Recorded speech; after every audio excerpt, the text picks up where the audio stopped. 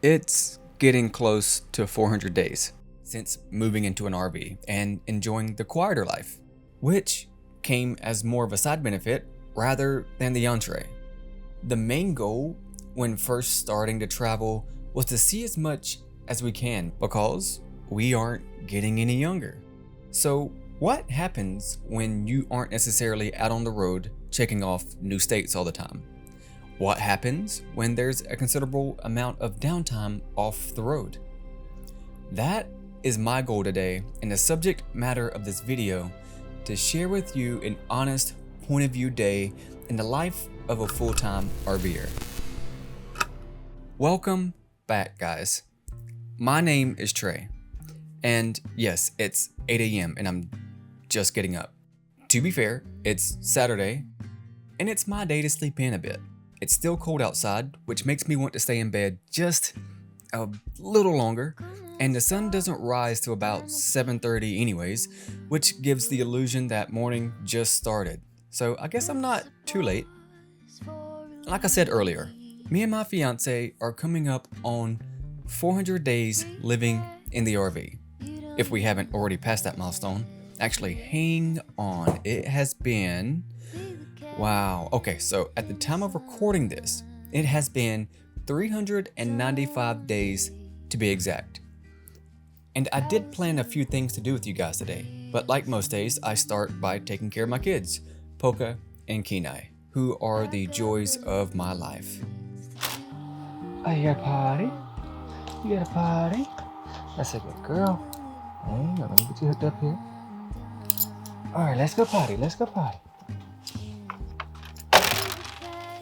Let's go potty.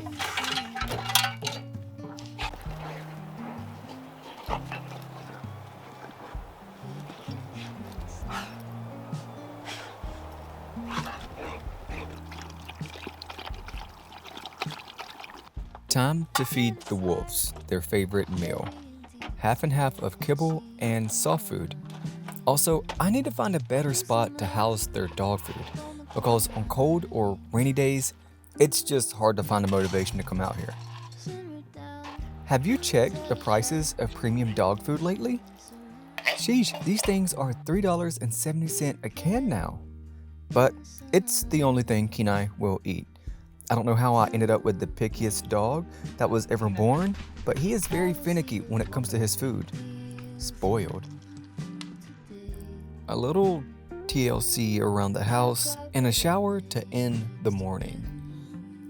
As you can see, the RV life is a little slower while having the chance to catch up on just you. Well, on non-travel weeks that is, but it's something I'm coming to like more and more throughout the days, because I'm not in a rush all year long, waking up early to head to some office while overpaying for some expensive apartment that I used to do, which always keeps going up. And I always have time to make coffee properly and not out of some Keurig. But finally, getting around to breakfast around 11, and shortly after, it's time to take advantage of the on-site laundry facility this campground has, which is actually pretty nice. The only kicker is it's $2 per load. I haven't shopped laundromats lately. Can someone tell me if this is a deal or if I'm being robbed? It is absolutely crazy how big washers and dryers are, just normal ones. That took up the entire basket. I have still one more load to do, but that took up about 80% of what I needed. And we've been fighting this in our compact washer and dryer in the RV for about, 3 weeks on a revolving basis, because you can only really put, I would say, about 2 outfits inside our washer and dryer. So we use 2 outfits or more per day. So it's just kind of like this revolving thing that you just never really catch up. Polka and Kenai's favorite time of the day, their afternoon walk. During the week, we usually squeeze around a 25-minute walk, which affords us about 4 laps around the campground. But today, I'm thinking I'm going to spoil them and stretch their legs and shoot for 2 miles, or 8 to 10 laps around, because it's a nice day today, and they love checking on their neighbors. We got in about 2.6 miles today on this walk, which is nice. Kind of tire you guys out a little bit. All right, you want some water? Want some water? Let's get some water. Good girl, big boy. You did good, big girl. And laundry only takes about an hour or so per load, and there are very strict rules about having a load in the washers long after it's finished. So it's time to go switch over and start a new cycle, which consists of our puffers. We just had a really bad cold snap a few weeks ago. Well, I guess the entire South did, but we had to bring out the cold gear for a bit, which will go right back up as we head down to Texas in 2 weeks, and it's currently 80 degrees down there in Big Bend. No true day in the life of an RVer would ever be complete without trying to repair something. And on today's list is the seam near the front end of the RV. A couple of weeks ago, when we had a snow day and the temps were down into the single digits, I noticed this seam was drooping down and some water was inside. Turns out, the screws that hold the seam together was snapped by the expanding ice that had built up on the inside, which honestly raises more questions like how did the water even get in there in the first place, and how do I even repair this without having to completely disassemble the front end? Anyways, I didn't get too far with it, and I may end up just using construction grade adhesive to patch it up, but now let's go have some fun. I think the Blue Ridge Parkway is closed to traffic around my favorite section, which means that you can walk on it and explore around. And Kenai doesn't like being left behind, and he could use some energy expenditure for the day anyways, so he's gonna tag along. Just about an hour away, the goal is to go explore around the area and see if we can find somewhere to post up for a sunset view. And while Jess and I are ready to hit the road for the 2025 season, it has been so nice seeing so many of our favorite spots again, and the Land Cove Viaduct is no exception. So our sunset mission might be in jeopardy right now, and it all hinges on one thing. So I forgot my wallet, so not only am I driving illegally, but I forgot to put gas in the truck last night, and we have about 60 miles till E, and we'll need to get gas if I'm gonna make this entire trip. So there's a gas station about 12 miles away right now, and I am hoping that they take Apple Pay. I do have my card set up for Apple Pay, so all I need to do is just get some gas. If they do not accept Apple Pay, this sunset mission is not gonna happen. And at this point, not only am I worried about missing sunset, I'm worried if I'm gonna be able to make it back home. A few anxious miles later, I finally find a gas station that appears to be open. All right, guys, we might be in luck here, because I see this thing here. So, all right.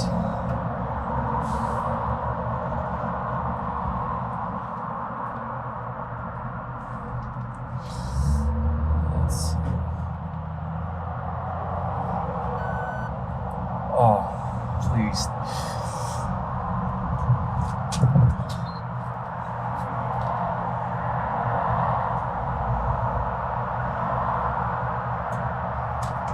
Subway's got a new meal of the day with chips and a drink for just $6.99. Or if you're big hungry, Trey, remember your wallet. Chips and a drink for $6.99. The Subway meal of the day.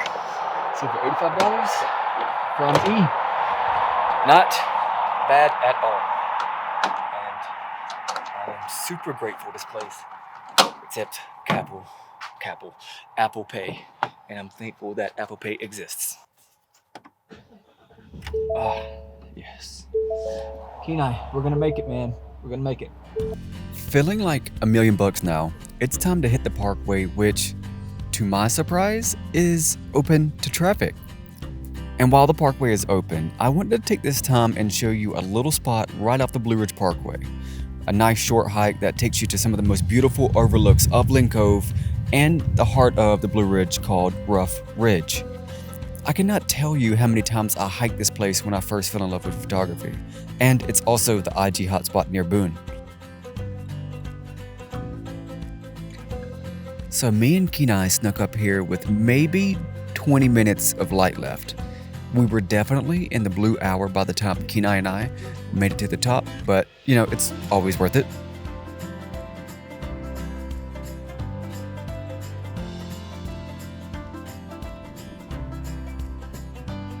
I think we found us a spot to go see the rest of sunset and a little bit of blue hour. What a treat.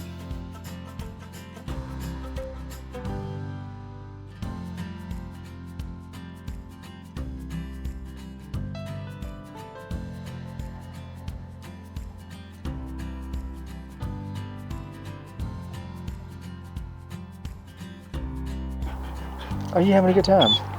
I know, you ready to go. You ready to go walk. Hey, Nara, you ready to go do something, ain't you, bud? I know, good boy.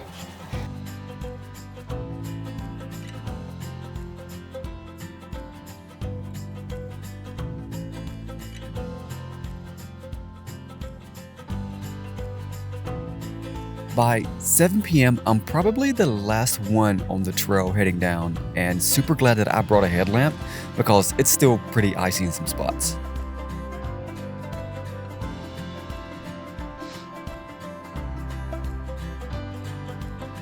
After making it down, I head to one of my all-time favorite spots in Boone called Comeback Shack. If you have been following for a bit, you will notice that this spot is a frequent of mine and absolutely worth a visit if you're in town. I just want to say, nothing compares to Comeback Shack in the burgers and fries industry. Nothing. Not one thing. If you guys feel differently about that, let me know when I go visit it. Come on.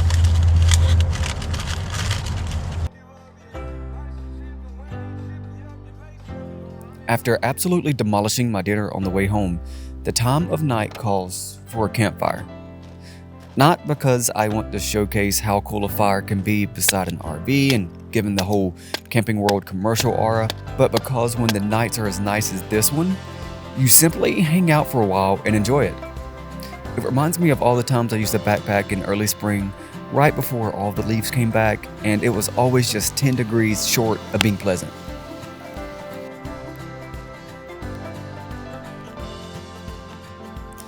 Today was a good day.